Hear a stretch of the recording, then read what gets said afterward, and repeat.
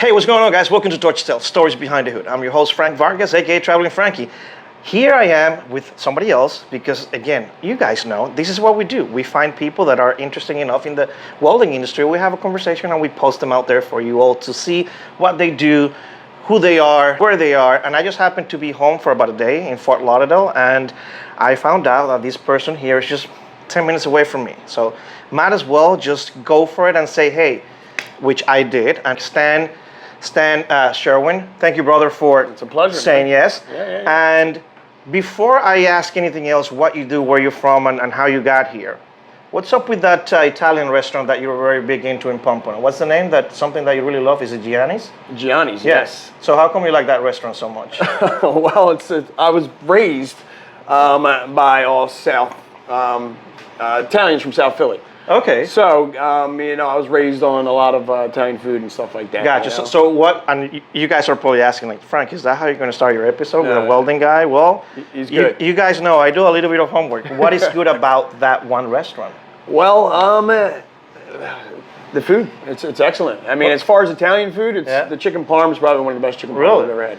Yeah. I've never been, and it's only about maybe 20, 25 minutes from where I'm at. So definitely now I'm going to check that out. And I know that you're into fishing. I know that you do spear fishing as well. Yeah. You like places like Wynwood here in South Florida, I guess because you're on the artistic side. So it's nice to see. So I was reading somewhere that when someone comes into town, that's one of the things that you recommend. It's like, hey, let's go fishing, let's go to the pier, let's go to the Italian restaurant, let's go to Wynwood, and then close the night at South Beach, right? Yeah. Right? Where was that? I know where I put that. I know where you got that. It's all good. It's somewhere out there, right? Once it's there, that's it. You got to run with it. But where are you from, Stan? Oh, okay. Well, I am originally born and raised in South Jersey. New Jersey, but South Jersey. Right, yeah. So, yeah. Why South Florida, and how long ago was that change? 2015, March 9th.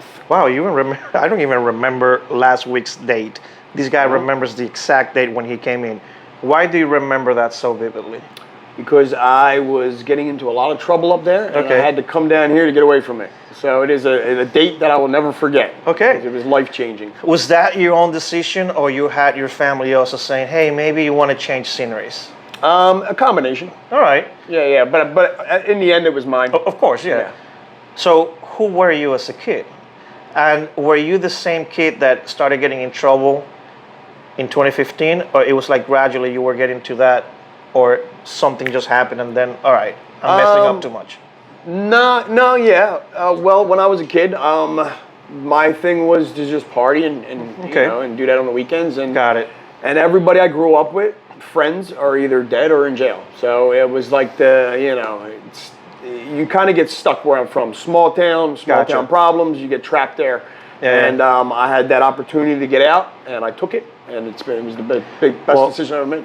Well, that's awesome. I'm glad that, I just met you, but you are here because of that decision that you made. 100%. Growing up, aside from just being the regular teenager, whatever, drinking, doing all the things that we all do and that we've all have done, and if you haven't, shame on you, what else were you into growing up? Anything, a lot of fishing, anything outdoors, and it's still, again, what I like now. A lot of fishing, anything as far as working on vehicles and stuff. I always do all the work myself on my vehicles, my trucks and stuff like that. So you were always kind of like a hands-on kind of guy? Like you like that whole thing? Yeah, 100% hands-on. But back then you were still not into welding, were you? No, I was. Oh, you were? So how did you get exposed to the industry? Oh, good question. So my father was a Boilermaker. That's right, you are second generation. Yes. Yeah. I forgot that. Yeah. All right. So you grew up watching your dad in the trade, and you said, maybe I can do something like that? Or he said, hey, come give me a hand? No, it was kind of like the opposite at first. He would always tell me, go to school. You don't want to do this. Because, as Boilermaker, he was union, and then he got out of union. So he knew the union side, and he knew the outside side, right? Yes, right. So he knew all the chemical plants and what it was like to work in them places. And he would always tell me, son, you don't want to do this. Go to school. And I hated school. I hated books. I just wasn't me. I didn't have that again, I had to be hands-on. That's funny. You're the second interview that I have in the last month or so that says the same thing, the exact same thing. I guess it's again. That's why they become welders and good at welding. So now you knew school was not for you, and your dad is telling you don't get into this, and you still got into it. Yes. So how? So my father was working for a company, and then I finally made the decision, like, okay, well, this is what I'm going to do. And he was able to get me in at that company as a mechanic. Okay. So I was hired as a mechanic, and that kind of put me around, the power tools and stuff like that. And then still didn't have any welding experience. I was still as green as it could get. Gotcha. And I did that maybe for 2 years. And this is in New Jersey? Yes, Got correct. It. Okay. My father left that company, went with another company. I stayed at that same company for maybe another year, something. Okay. And by then, my father had some time in a new company. He was one of the managers there, and he was able to get me over there. Got it. They were now hiring people. Okay. Again, no welding experience, but they were able to get me in there as a mechanic. Okay. So then I started with the other company as my father was the project manager of that company. Gotcha. Did the other company, the second company that you went and worked with your dad, were they doing more welding than the company before? Yes and no. The first company was a giant company, and they had a lot of separate divisions for that company. Gotcha. Which I personally wasn't around the welding one because I was still very young, fresh out of high school and all that. The second company, they did a lot of structural welding, but my father, being a Boilermaker, he was very good at pipe, and he knew pipe. Gotcha. And he knew how to weld it, do everything with it. So when he got there, he was able to bring that with him. Got it. And convince the owner of that company, you know what I mean, to start bidding pipe jobs and stuff like that. Okay. Well, there you are. You have watched your dad doing all these things, and you are in the mechanic side of things, with both companies in the beginning. Now, how long did it take on the second company for you to start lighting up anything? And what happened? Was it like, hey, you're getting a promotion, or somebody's not here, maybe he can do it? Or was it your dad that said, I think he can? Oh, a little bit of that. It was, no, so I was basically the grunt. I was doing all the work. Of course. It was pipe jobs. We were running water lines in retirement homes. It's like, I think 2-inch to 8-inch pipe. Okay. And my father was running the job, and I was, I would do all the work, the grinding and the fitting and everything, or help the guys fit, do all that. And then I would step back, and I would see this guy walk up with the welding shield on, and he would just walk up when I was done and flip his shield down, weld, and then, flip it up, walk away, and then I had to go back and do all the work. And I was like, man, this is getting old, man. You know what I mean? Why is that guy, right? Yeah, this guy, not only does he look cool as hell, with the shield on, and that's what my father did, and so it's got to be in my blood, you know? So that's what I want to start doing. Got it.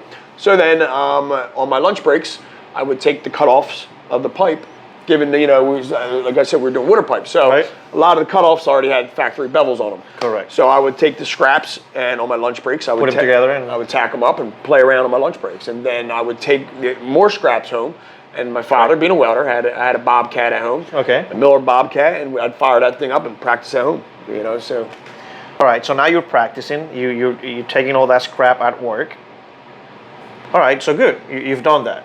But how did you get to actually start now doing it for that company? For that company. Yes. Did they see it, and then someday they saw the scrap and like, hey, who the hell did those? No, I wish it was that easy. No, so I started practicing. I got my hands, my feet wet doing that, and then I would come back on the job site, and I would, kept trying to convince the foremans there. Gotcha. You know what I mean? Running these jobs. Let me just weld. I know I can do it. Let me weld. And they were like, no, this is our job, and I'll get in trouble. And my father, being the project manager, was like, just let him do it. Okay, if he messes it up, let him fix it. Let him use the rod. And the foreman, he's going to burn up all the rod. And my dad was just let him do it. Yeah. You know what I mean? He's either going to fail or he's going to get it. Yeah. So, and that was stick welding, and they threw me in it. And then, again, given my father was a Boilermaker and very good welder, he was able to teach me a lot of tips and tricks. So I wasn't struggling like day in and day out.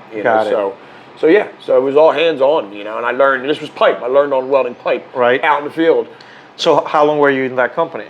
I was with that company for probably 10 years. Oh wow, so it was a while. Oh yeah, I was working for a while. So even working for that company, and you're still there in New Jersey, and you're still young enough that you hadn't really looked at life differently, and you were still just making some bad decisions outside of work. Absolutely. Right? And now, when was it just gradually that you kept saying, I got to change my life, I got to do something else? Or was it like, hell, that's it. Next week, I'm done. I'm out. Yeah, it got to a point where I wouldn't have had a life. You know what I mean? Okay. It was getting so bad, and I was Really? getting so, it was so deep of a hole that Yeah. I was digging for myself that there was no, it would have never, I wouldn't be here if I stayed in New Jersey, put it that way. Do you think that if you didn't have welding, or by then you had realized that you were, I guess, decent at welding, something that you could connect with, do you think that also played a part in maybe saving your future? Like, okay, there's something I can do. Because when you came to South Florida, did you have a job already? No. No, okay. So you knew that you had something in your tool belt. Correct. That you could probably do around the world. It doesn't matter where. Yes. So you think welding was also a big help for you? 100%. Yeah, my father, you know, bred in me, he always taught me, you always got to have a trade. You know, no matter what, you got to have a trade to fall back on. Right? Yeah. So if you're doing some, you know, working for some company, something happens, you still have something to fall back on. Correct, To save yeah. your ass and, you know, put food on the table and all that stuff. Yeah. So, that's how that went. So now you come to South Florida, 2015. Where was it? March 9th or something? March 9th, yes. Oh, see, I even remember. You come to South Florida to what part of Florida? Pompano Beach. All right, so right where you are now. Fort Lauderdale. Gotcha. Yeah, All right. yeah. So 2015, what did you start doing? First of all, you come and stay with someone. Did you know people here? Correct. Got it. Yeah. Family, friends? Friends. All right. So now you come and you're like, all right, I'm going to have to start doing something to earn some money. Yes. What was the first job you got? Oh, well, it's a good thing you're sitting down. That is a good story. So, Okay. All right, so I had no money, came down here with nothing, had no money. And I walked up and down. I was staying with a couple guys, sharing a place off of Atlantic Ave in Pompano. I know exactly where that is. And I was collecting unemployment at that time from New Jersey. And they cut it off.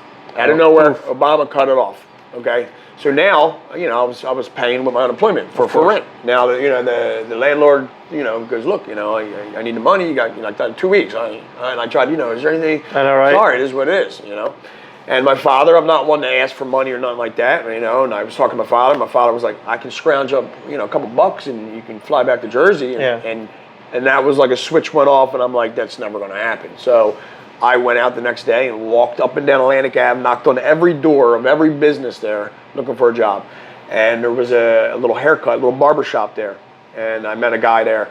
And the guy, you know, saw I was willing to work. So he was like, you know, listen, I'll pay you a couple bucks to go hold a sign out front and wash the windows. Absolutely, man.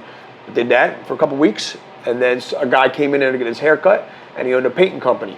And he saw me working and saw that I was willing to do anything. Yeah. So he was like, listen, man, you know, I own a small, you know, painting company. If you want a job there, you know, I can pick you up on Monday. So, okay, yeah. So he would pick me up, and I did that for, I don't know, maybe 6 months or something. And then was able to save up enough money to start looking into my first welding job down here. Because I still had that. It was, Gotcha, you know, right, I was still good at it, and I still had it, right? But I didn't have anything I didn't have a vehicle, I didn't have anything to be able to get me to the welding job. Correct. Right? So, you know, by then I was able to save up some money. I got my father to send me down my welding shield and some of the welding stuff that I had and tools that I had. And then I got my first welding job down here, which was just MIG welding, which I've done plenty of times. Got it. Now, again, I didn't have a vehicle. So I had to wake up early every morning, catch like 3 buses to get there. And I did that for a couple months until I saved up a little more money. And then I went to Walmart and bought myself a mountain bike. And then I could ride the mountain bike to the bus stop, and then so on. Brother, I haven't heard the rest of the story, but I got to shake your hand on that, because I appreciate it, kudos man. to you, brother. That is freaking awesome. So now you're riding the bike, just so you could make it to this job that you finally got, welding. And how long were you there? At that place, maybe another 6 months or something. Alrighty. And so what came next? I went into work one morning. Me and the boss were kind of bumping heads. He goes, before you sit down, I want to have a talk with you. And, you know, back and forth real quick. And that's it. Okay, it is what it is. I jumped on the bus. And now every morning, the bus route would drive by a shop near where I lived. And I always, funny, because it had welding on the sign, and there was always pickup trucks out front. Okay. Right. So to me, it was like, okay, it seems like my kind of guy. Yeah, you know right, what I mean? yeah. You know, that's what I drive, pickup truck. Cars and and So I get off the bus, not knowing none. I got a bag with my welding shield and stuff in it. I walk into the shop, and you know, the shop foreman comes up. Yeah, can I help you? And I said, I just wanted to see if you guys are hiring welders. You know, if I could take a weld test. And he goes, that's funny. You know, yesterday we actually fired one of our welders. Yeah, you want to come in and take a test? You know, it's funny, perfect timing. So what kind of test? TIG test. Okay, yeah, got it. Now this is the first time I've TIG since New Jersey. Okay, you know got what it, got it. It's a little rusty, but Of I've course. always been good at it. Yeah. So I threw it down, was nervous. It was a Friday. He goes, yeah, I'll let you know, man. It was nice meeting you, so and so. You know. Oh, go through the how that weekend went. now, right? Just Yeah, scratching your and head. now I got no job either. Yeah. I remember I just left the one job, walked in Yeah. here. So I was like, man, what am I gonna do, man? You know, and again, I got rent to pay. I got all kinds of bills. So next day, Saturday morning, the guy calls me up. Listen, man, you know, the test was beautiful. You know, hell of a job, man. And, when can you start? Can you start Monday? Dude, God, yeah. I'll be in the parking lot before you get there. 100%. Yeah, what time you start? I'll be there. And then that was that. And then I was there for probably maybe, I don't know, a little over a year or something. Okay. And then again, you know, me and the bosses kind of didn't Yeah. meet up, and now I'm at the company I'm at now. Gotcha. So you've been in the company that you are now for how long? 7 years. 7 years. Based on the other two, 6 months, a year, whatever the case might be, and now 7 years with this company. What is different about this company that you've stayed in this company for 7 years? Well, it's Is it that you have mature more? no. Or is it just the situations, the settings? Is The settings, number one, the people. okay. Is number one. I mean, the other companies, both companies I worked for were small companies. Got you it. know, maybe 5 guys Okay. altogether. This company has like 50. Got it. So it's a lot more corporate. You know, Okay. everything's ran how it should be ran. Got it. And yeah, and the owners and all that, you know, are good. And then when I went there to take a weld test, they saw the talent that I had. Okay. It wasn't like, oh, he's just another welder. Right, I mean, right. they were like, wow, man, you know, this guy's, you know, we need this guy. Got it. Were you into social media already back then? No. So how long have you been into social media? After you started this company, with this company for 7 years? No. So social media, I mean, I don't know exactly when I started. When I first started, it was just like random stuff, personal stuff, Yeah. you know, and then Nothing to do with welding. no, nothing to do with welding. Gotcha. And now that was, who knows when that was. Yeah. I mean, and it wasn't. It was like once a month, maybe. Got you know, it. I was never big on a social media Yeah. guy. And then I was with this company, and then I started to do like some side work, like a side business. You know, doing welding on the side and stuff. Got it. So. But you didn't have like a company name or any kind of name. It was just me. No, I started SS. It was SS Custom Welding and Fabrication. Which comes from a combination of something your dad had or something like that, right? Yes, my father's had an excavating company, and it was S&S I got you. Excavating, which was Staley and Son. Okay. So that's where the idea came from. Got it. So I started doing that. Again, on the side, it was like doing Right. side work and stuff. So I was like, I'll make an Instagram, Of course. and post all my side jobs. You know, and it's Okay. something to do. You know what I mean? Just get my name out there a little bit. Yeah. And then I did that, and it was just, I'm still working full time, so it was like a little job here and there. And so I was barely even posting, you know. Yeah. And then there was a couple of young guys that got hired at where I work now. And they kept telling me, they saw my welds. They're like, man, you should just post your welds. And again, I was never the type. Right. Felt like I was like, not bragging, but Yeah. like, I wasn't that type You didn't of person. understand the power that had. Exactly. It's not or for that he me. has, right? I know. Like, I know the talent that I have, and I earned it. So it's like, I don't need to throw it out there. Like, look what I can do. I'm not that type of person. No, you know? and it's funny because I know you're 40. I'm Correct. 46. So we are like in that age, that bracket where we understand social media, whatever, but we've also come from right before it exploded. Yeah. So it took us a little bit longer, at least. Absolutely. For like, what? Why should I? Yeah, Who's yeah. gonna? Oh, whatever. Yeah, right? like this isn't Yeah, nothing. yeah, It's yeah. gonna go away. Yeah. Yeah. But here you are. So now you pay attention and you listen to these younger guys, Yes. which is usually what happens. And you go like, all right, sure, I'll start doing that. When did you see that something was happening with your post and the way that people were reacting or your followers were growing?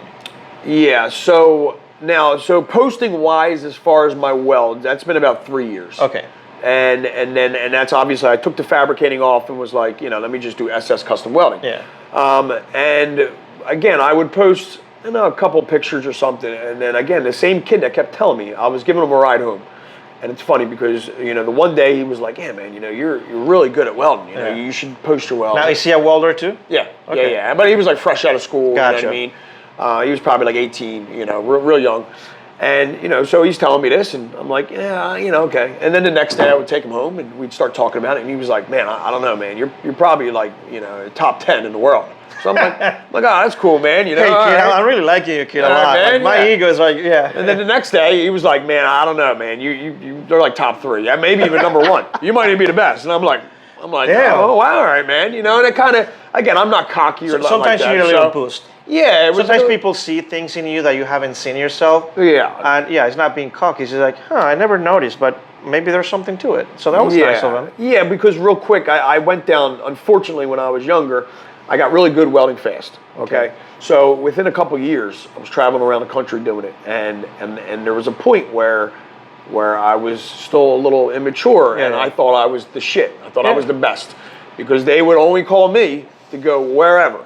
You know what I mean? Like nobody else could do these welds. The big cheese, Call Stan, you know, Stan to do it. He can do it. So, you know, and it got to a point where I was like, yeah, you know, they'll never get rid of me. And, you know, so now, that humbled me so much now. Good. It's another reason why I didn't want to even just throw my welds out there. Because at a point inside of me, it felt like... backfire, Yeah, it felt like, you know what I mean? Like I was trying to, like, show it off. Look what I can do. Yeah. It's not even like that. But, you said it right. You know, you were just immature. And it takes sometimes catalyst to really hit you and go, who the hell you think you are? Come right back down to earth, right? But I'm glad you share that, because that it has happened to 90% of all of us. So, all right, so now social media is happening and you start posting. But when did you see, because you have about 190,000 plus, right? 193,000. Yeah, look, he knows. He's like, you know, he's like, Frank, you get the number right, Frank. I was waiting. You're close. I know. Well, sometimes it's a test, but it's all good. I'm glad you passed. So when did you see, why the hell are people following me, and how come I went from 10 to 50 to 100? Like, I mean, even that's still a good question. Now there's certain. I think I look at social media a lot different than a lot of people. Okay, what does that mean?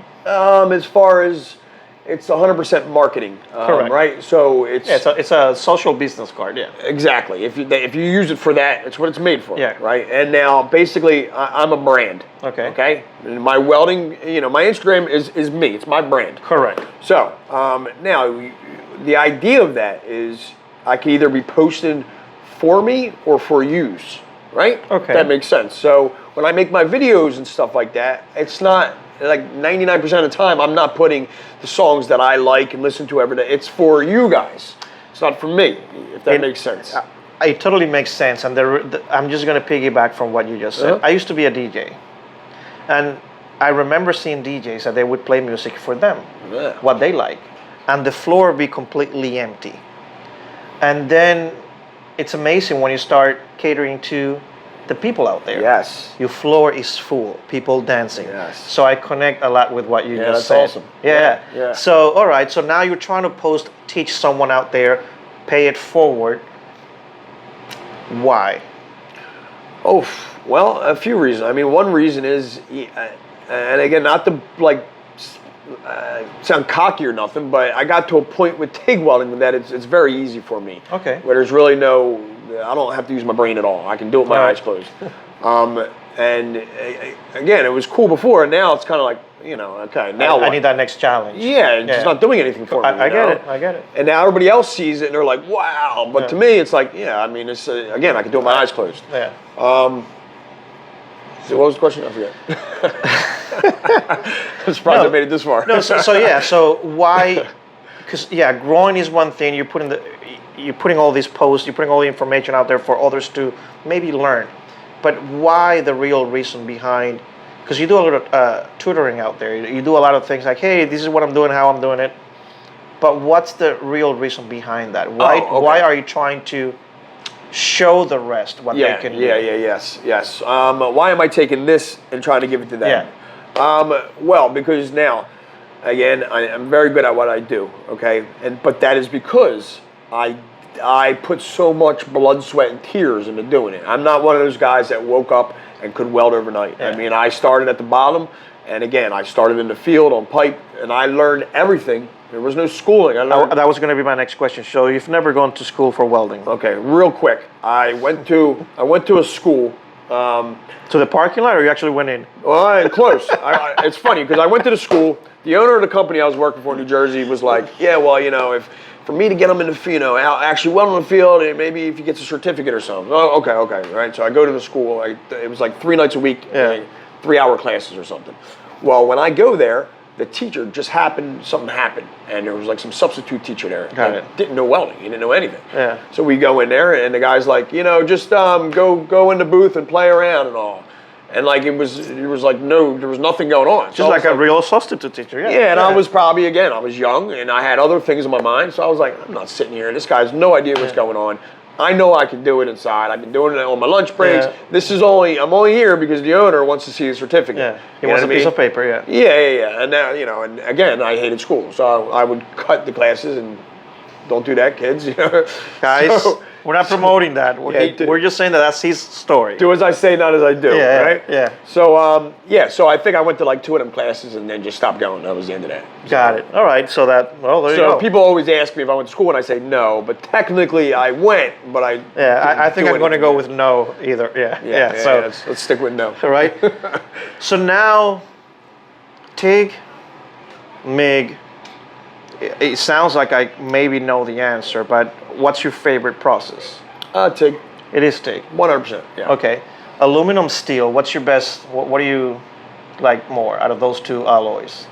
Like carbon steel or just stainless, steel? Stainless versus aluminum. Like stainless. Stainless. Stainless is my baby. Really? I own stainless. Really? Yes. You give me any piece of stainless, I will put down the prettiest weld you've ever seen. Well, I actually yes. If you follow him, you know what he's talking about because actually they are very good. Now, do you do stainless for what? A marine work or? Yes, marine exhaust for super yachts. Gotcha, super yachts. All right. Yeah, well, the not a boat, right? Not a boat. Yeah. No. These are the yachts you see like celebrities on and stuff like that. Really? And that's what you guys do where you where you work. And it comes in straight sheet metal, and then everything gets cut, rolled, bent, whatever drilled. Yeah, and then it comes back on carts. There's a couple fabricators. They put it all together like a puzzle. Okay. Then that puzzle comes to me, and then I just 100% weld it out. Gotcha. Now, what kind of outside work do you do? And are you still doing any fabrication or anything on your own outside of the company? Yeah, as far as on the side, it's mostly like repair jobs and stuff. If I do any fabrication, it's like real small stuff, like some kind of little brackets or something for somebody, stuff like that. But I know that you were kind of getting into art or something like that, right? Because I know, don't you have like an Etsy account and you were selling some things there? Yeah, I started to do some. The owner of the company I work for now, kept like pushing me to try to do art and stuff. For whatever reason, I've always liked art. I've just never. I think I'm too. What's the word? Anal or? Yeah, too anal. I'm too. I don't know. Too like linear, too straight. Like I'm too. Man, I can't think of it. Right, if I do something like a piece of artwork or something, I'm too. I'm a perfectionist. There you go. And that's the thing. And that's the thing. Where it's like with art, there's not such a thing as real perfection.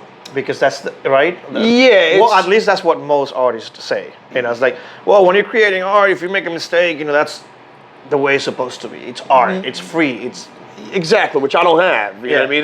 That's not how my brain goes. I'm doing it, and I'm like, even on my welds, that's supposed to go straight. Yeah. If you look at my welds, I mean, again, I don't see what everybody else sees. So to me, if there's one little ripple out of place, sometimes I won't even post it. I'm like, and now you just turn. Yeah. Well, it's really weird because again, what I see, it might be the most minor thing ever. That somebody else even might not everybody else in the world's like, dude, what are you talking about? Good, I mean, that is like one of the best welds I've ever seen. But again, for whatever reason, I got so good at it, and to this point now where if there's one little ripple out of place, and it's like, I'm beating myself up. How are you part of any like the American Welding Society or anything like that? Do you even know what they do? Their sections? Are you part of any sections or anything like that? No, and I got nothing bad to say about them. You know, I don't Okay. know enough about them. Gotcha. I talked to a couple guys, you know, Okay. you know, that have worked for them and stuff. it. And I mean, anybody's trying to help other people out is you know. Well, I think, you know, with the talent that you have, and the American Welding Society has section chapters around all over the world, and especially here in South Florida, we have 3 between West Palm and all the way South Miami. So the cool thing about that is that sometimes you get exposed to students, schools, and also manufacturers and other things just by attending, just by being part of it. So it doesn't take much. All it takes is just an hour or 2 of your time every 2-3 months. And so I think I'll share some information because, again, I would love that. You never know. You never know about tomorrow. Yeah. So 5 years from now, you're 40. And I know that you've never been to FabTech, and you're thinking about going to FabTech coming up in Orlando. I will be there this year. All right, cool. So we're definitely I just said it on going to camera. see him I there, will be there, and my we're going to hang friends. out. We'll find something to do. Where do you see yourself in the next, or where would you like to see yourself in the next 5 years? At 45, just, Man, which I'm 46, so I'm like, yeah, right? Where, yeah. I mean, I'm. Or you don't think too much about those things? No, I do almost too much to the point where Okay. it beats me up. You know what I mean? Like I get like not anxious, but a little bit of anxiety. yeah, It's I'm like, very like 2 years went by and you're like, where am I yeah, going? I am extremely hard on myself. I've always been that way. I mean, real quick, back in the day when I would weld, I would come home. You know, and I'll never forget this day. Every time I'd weld pipe overhead. Yeah. Whenever you get to the side of that pipe, if you're not moving your hand at that right angle, it'll blow a hole in the side of the pipe. Yeah. It was always the trickiest part. Okay, and I would come home. I remember coming home that day. My parents would always be on the couch. They always got home first, and I'd walk in the front door, and I'd be pissed off. And then as soon as I walked in the front door, my parents would be like, "How'd work go?" And I'd be in a bad mood. And I was, you know, this thing blown out. Every time I got it, my dad would just be like, "Son, calm down, calm down. What happened?" And every time I'm welding the pipe and I get on this side of it, it blows a hole in it. Yeah. And he'd be like, "Okay, tomorrow when you go in, try this. You know, just watch your hand, try this. Okay, nail it. Next day, money, right?" So that could have took the normal guy 10 years to figure out. I picked it up overnight. Yeah, Right? but well, you also have that inside source. You know, I mean, it seems like your dad really had some. He was good. He was very good at welding. So That's awesome. Now, 2015. Have you? I'm sure that you have gone back to New Jersey. Yes. Yeah, and so your family's still there. Your Correct. mom and dad are still there. Everybody. Yeah. Got it. So you're the only one of your family here. Correct. And you said you never see yourself back there again. Never. Okay. Never living there. Okay, got it. Yeah. All right, got it. So now you are accustomed to South Florida. Yeah. Now I don't own because I still was never sure if I wanted to live here. I'm Gotcha. that type of person. I'm Okay. not married. I got no kids, so it's All like right. if I wanted to, You can just grab and go. yeah. So until I found something to kind of lock me in, that's Which is usually women, right? But we'll see. So you said that you've traveled for work. Where have you been? Well, I started in New Jersey, but then I all up and down the East Coast from Maine. And now when I was Jersey, I did a job at the Tropicana plant in Bradenton. I worked at Yingling, again, New Hampshire, Connecticut, and a lot of chemical plants, biothane, Baltimore, all over Pennsylvania, Philadelphia, and then Utah, Colorado. Oh, all right. Oh, yeah. I was in Colorado. I was in Grand Junction, Colorado for 2.5 months in a chemical plant. Well, so you've been around. Oh, I've been all over, man. Yeah. Now, tell me a place out of all the places you've gone to that you said, wow, this place is great. It'd be nice to be here for a longer time. And another place where you go, I'm glad I saw it. I don't need to be back again. Working or living? All together. Oh, okay. Living. Because even when you're there working, you get exposed a little bit on the town or whatever. So something that you said, wow, this is amazing. And then something else that it wasn't your cup of tea.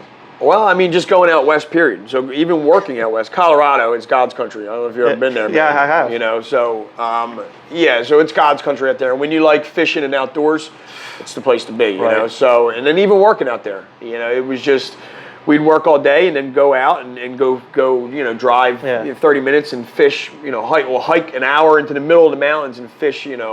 Gold trophy water for fly fish for trout. It is pretty cool. So. So as far as good out west, now I've worked in some. Oh, I got a place. I worked for. Oh man, God, you brought it up. I worked at a place Barry Calibut. Okay, it was in, I think it was either in Pennsylvania or Delaware. And this place makes chocolate. They take cocoa beans, all right, and then they crush it up, and make it into a powder. Then they sell that powder to like Hershey and all these other companies, and then Hershey puts sugar and all that good stuff in it, brands it, sells all the stuff that we Americans, right? Yeah. So I used to tell people, it's there's chocolate. They make chocolate, and people, oh, that's awesome. But now let me unsugared. When chocolate comes in through the door, it's a bean, and it is nasty. It is extremely flammable. Really? Oh, it's unbelievable. It sizzles. Yeah, it's unbelievable, and the beans just rip everything apart as far as piping and stuff. So it was like as they're pushing it through whatever, they just it's too abrasive. They just eat through everything. Yeah. So we'd go in there every couple weeks and just keep putting patches on and patches on. Really? Now the worst part about this, there was a room in the back of that place called we called it the butter room, and there was like 2 or 3. Probably 3 or 4 giant stainless vats, like giant tanks. Okay. Long ways, horizontal tanks, massive. And inside these tanks were giant spindles with giant paddles. Gotcha. And there was liquid chocolate in there that it would just stir it up. Okay. And now it was on the ground, it was I think 110 on the ground, and we had to go up on top of the tanks and build catwalk and handrail. And it was I think 125 up there. So you could only be in the room for so long before you pass out, right? Yeah, you'd have to take turns, 10 minutes at a time. And we had ice vests and all that stuff, and you couldn't touch anything, So you would run in there, dripping sweat. I mean, like water coming out. And you'd hurry up and try to weld some stuff up. It's almost like wrestling, tap out, next guy would come in, you're out there guzzling Gatorade. It was a nightmare. And that's one of the places. Well, and we all love chocolate, but we don't know these things, right? Yeah. Unsugared chocolate is horrible. Well, there you go. You heard it here at Torch Tales, right? Now, what do you do when you are not? So I know you like fishing. I know, So what's a down weekend for you? Like, you're just gonna chill. You're done with work on a Friday. I mean, I can't sit still. I'm the type of person that I got to be doing something. Okay. I can't work, or even on a normal day off. I just can't sit home and sit on the couch for 3 hours and watch TV. It's impossible for me. Now, why? Because if I do that the next day, mentally, I'll be like, I just wasted 3 hours of my life sitting there watching TV. Yep. Now, it's great. Some people can do it, and more power to them. Unfortunately, I just can't. You know what I mean? My brain does not allow me to do it. Got it. I have to burn my brain out to be able to sleep out or sleep and everything else. So always some kind of workout, whether it's go to the gym. I live 4 blocks from the beach, so I could just walk to the beach, walk to the pier, go fishing. Again, anything outside to kind of get my blood flowing. Got it. Well, that's awesome. That's awesome. Are you monetizing social media right now? Yeah, but Instagram, they don't pay nothing anymore. Yeah. They used to. They don't now. Got it. All right. Trying to, you know what I mean? I get it. That's the sweet spot, right? Yeah. That's what we all strive for. Now, how do you? Because I know that you were around. Was it a school or something like that? Some kids that you in the past I don't know if you spoke there or there was some sort of a class or training. Yeah. So what was that all about? A matter of fact, just Monday, Tuesday, and Wednesday this week, we have Junior Achievement, which is a school in Coconut Creek, I think. When you say we who? The company I work for, D'Angelo Marine, is the company I work for. Yes. Okay. So they got a partnership with this school called Junior Achievement, and in that school, it's to teach younger kids that are still in high school. It's like a program to show them about jobs and different, skills, trade, whatever. Yeah. And then the kids can sign up to do like outside tours and stuff of different places to get them familiar with what's out there. Yeah. So when they're old enough to work, they're ready to go out into the field. So they got the company I work for, they got like a little deal where they bring a group of kids there. So Monday there was 20 kids, Tuesday 20, give or take, and same thing Wednesday. And we took them in there and showed them, how to tack a couple things up. And, these kids generally was signed up to be into the marine industry. Gotcha. So now the school takes them and shows them different sides of the marine industry. You can do carpet on boats, or you can go here and you can fabricate and do, exhaust. You can be service and install the stuff. And so that's awesome. Yeah, so we bring the kids in there, and again, as far as me, the welding kind of started to get old. So I see that opportunity. And my boss knows I do the Instagram thing and knows, you know, that I like talking to kids and all. And he's part of that. So he's like, yeah, I'd love to have you involved, you know, if you'd like it. And I'm like, absolutely, you know. That's awesome. You know, that's such a way of, it's a win-win for the future. Yes. You know, for the industry, for the trade, you know, because if out of those 20, 60 kids that go through that whole thing a month, you get 10% of that to join the trade, and that multiplies by every city, by every company doing these kind of things. Definitely will be in good hands, the trade, all the trades, right? So that's awesome to hear. I love that. And we're pretty much done here, but is there anything that you would like to share for that beginner welder, for that young kid out there that it's maybe thinking about anything based on what you've gone through, how you found welding, how you got into it, and where you are now? What would you say to that younger version of yourself? You just gotta, as being young, there's always, for everybody, there's always gonna be a time where you still wanna be young, and then there's a point where the switch goes off, and it's like, okay, I need to be an adult. Now the sooner Which sucks, but you have to. Yeah, it's gonna happen regardless. You have to. There's no ifs or it's win. Yeah. And the younger you can have that switch go off, where you can set your priorities instead of going out and partying and doing all that, and you can set them towards adult stuff. Then the farther you'll be in your career, by the time you're 30, you'll be killing it. Now, when it comes to welding and stuff for younger guys.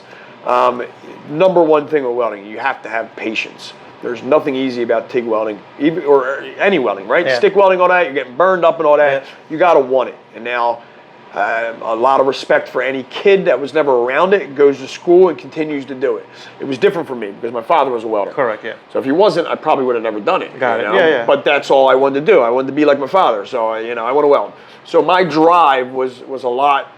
My hunger was a lot more for most people. So if you don't have that and you just want to get into welding, then you just got to have a lot of patience and you just got to want it.